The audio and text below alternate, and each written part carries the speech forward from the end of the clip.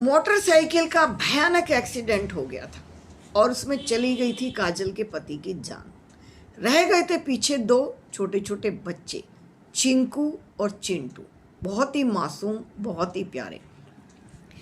किस्मत ने कुछ ऐसा लिखा था कि जब वो छोटी थी तो उसके पिता का साया उसके सिर से उठ गया था और माँ ने जैसे तैसे दोनों बच्चों को पाला था। काजल और करण दोनों भाई बहन माँ की आंखों के तारे थे। लेकिन एक दिन एक भयानक हादसा और हो गया था काजल के जीवन में कि माँ को सोते सोते ही हार्ट अटैक आ गया था और माँ भी दुनिया से चली गई थी। रह गए थे घर में काजल, चिंकू, चिंटू और करण। करण अब एक कंपनी में जॉब करने लगा था और अपनी बहन को ही सब कुछ मानता था। बहुत ही सरल स्वभाव का और शर्मीले किस्म का लड़का था करण। करण कभी भी किसी से खुलकर बात नहीं कर पाता था। उसकी जिंदगी केवल चिंकू और चिंटू में ही सिमट कर रह गई थी। दोनों बच्चों को वो बहुत ही ज़्यादा प्यार किया करता था। ऐसे लगता था जैसे पिता का प्यार भी मामा ही दे रहा है। काजल पूरे दिन घर का काम करती थी और अपने बचे हुए समय में वो एक बुटीक भी चलाया करती थी। बुटीक में उसके घर का गुजारा हो जाया करता था। करण कई बार कहता था, दीदी ये आप क्या करती रहती हो, इतना तो अब मैं करने लगा हूँ कि घर चलता है। कुछ नहीं, मैं घर में बैठी बैठी क्या करूँगी, काजल कह दिया करती थी। मेरा भी टाइम पास हो जाता है और मेरी कुछ हेल्प भी हो जाती है। बच्चों की फीस माफ़ करा दी थी। उसके पिता के ना होने के कारण उनकी फीस भी माफ़ हो गई थी। थोड़ी बहुत ही फीस जाया करती थी। तीनों चारों से घर भरा पूरा रहता था और हंसी खुशी परिवार चलने लगा था। लेकिन उनके जीवन में जैसे एक किरण आ गई थी। किरण उस लड़की का नाम था जो करण के जिंदगी में प्रवेश कर रही थी। उसे लगा था किरण मेरे घर में उजाला बनकर आएगी, लेकिन होनी को कुछ और ही मंजूर था। किरण को मिलवाया था करण ने अपनी दीदी से। दीदी देखो ना, ये मेरे साथ ही जॉब करती है और बहुत ही अच्छी है, अगर आप कहोगी तो ही मैं इससे शादी करूँगा। और काजल को भरा क्या आपत्ति हो सकती थी, उसके भाई का घर बसने जा रहा था। वो अपने भाई से बहुत प्यार करती थी और उसे लगा था कि किरण के आने से घर का काम भी बढ़ जाएगा और घर में खुशियाँ भी बढ़ जाएंगी। उसके आने से जैसे चहल पहल बढ़ जाएगी। काजल ने किरण का बड़े प्यार से घर में स्वागत किया था। जो बन सकता था वो बनाया था और दोनों के दोनों घूमने के लिए भी बाहर भेजा था। करण और किरण दोनों ही घूमकर आए थे और इस बीच उनकी मम्मा का फोन आया था। वहीं से जीवन को पलटने वाली कहानी शुरू हो गई थी। माँ ने उधर से फोन पे कहा था, क्यों, कैसा चल रहा है तेरा सब कुछ? क्या तेरी नंद ने अब भी ससुराल पर ही हक जमा रखा है? ऐसा लगता है जैसे वो अपना हिस्सा लेकर ही यहाँ से जाएगी। उसने कहा, मम्मा नहीं, अभी तो मुझे कुछ ऐसा नहीं लग रहा। उसकी माँ ने उधर से कहा था, तू ना समझ है, तू कुछ भी नहीं जानती। मैंने दुनिया देखी है और मैं दुनिया को जानती हूँ। मैंने देखा है कि लोग क्या करते हैं, भोली सी सूरत के पीछे क्या छिपा होता है, तू आज तक समझी नहीं है। और धीरे धीरे ये होगा कि तेरा बच्चा आने से पहले इन दोनों बच्चों ने भी अपने पैर घर में पसार लिए हैं। अब कुछ ना कुछ तो इनके बारे में मुझे सोचना ही पड़ेगा, कहकर उधर से माँ ने फ़ोन काट दिया था। इधर से किरण के दिमाग में भी कुछ फितूर घुसने लगा था। उसे लगा था माँ शायद अनुभवी है, माँ को पूरी दुनिया देखी है और वो जो कह रही है वही शायद सच होगा। किरण ने अब धीरे धीरे अपनी हरकतें दिखानी शुरू कर दी थी। किरण ने एक दिन रसोई में खड़े होकर बोला था, तुम कब तक यहाँ रहोगी, तुम यहाँ से कब जाने वाली हो? ये सुनकर काजल जैसे चौंक गई थी। क्यों, मैं कहाँ जा रही हूँ? मैं तो बहुत समय से यहाँ पर रहती हूँ, मुझे कहाँ जाना है? तभी किरण ने कहा था कि तुम्हारा कोई अपना घर नहीं है क्या, तुम्हारी ससुराल नहीं है क्या, तुम यहाँ क्यों रहती हो? ये तो भाई का घर है, क्या तुम्हें हिस्सा लेना है? ये सुनकर काजल चौंक गई थी। मैंने तो जीवन में ऐसा कभी नहीं सोचा, मैं भाई का हिस्सा क्यों खा लूँगी? मेरे सिर पर छत नहीं थी, माँ बाप का साया नहीं रहा, ससुराल मेरे फेवर में नहीं था, इसलिए मैं यहाँ रह रही थी। अगर तुम्हें लगता है तो मुझे वैसे ही बता दो। फिर किरण कुछ कुछ ऐसे कारनामे करने लगी थी कि उससे काजल परेशान होने लगी थी। एक दिन तो दोनों बच्चे खेल रहे थे और दोनों बच्चों को उसने ऐसे झन्नाटेदार चाटा मारा था कि तुमने मेरे कमरे की क्या हालत बनाकर रख दिया। क्या तुमने इसको कबूतर खाना समझा है? क्या समझते हो तुम इसमें?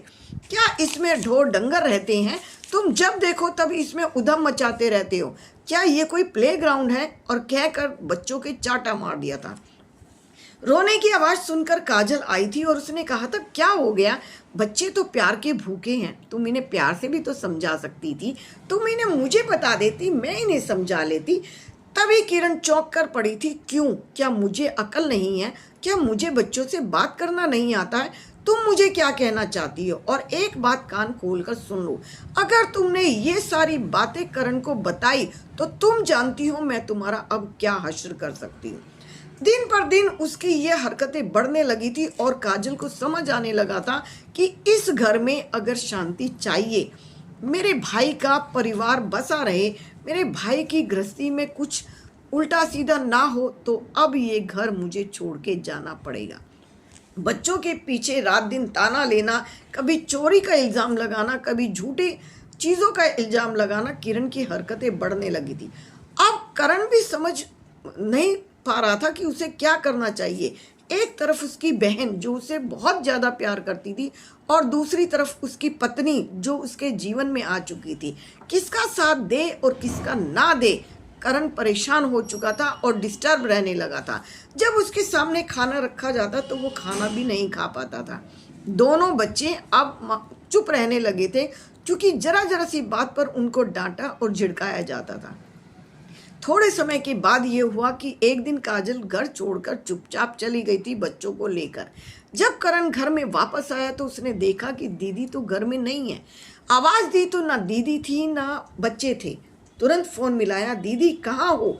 मुझे भी ना बताए कहाँ चली गई हो, मुझे बता तो दिया होता। तभी उधर से आवाज़ आई थी, नहीं भाई, बस मैं तो यूं ही आ गई। अब मैं तुम्हें आशीर्वाद देती हूँ कि तुम्हारा घर हमेशा फले फूले।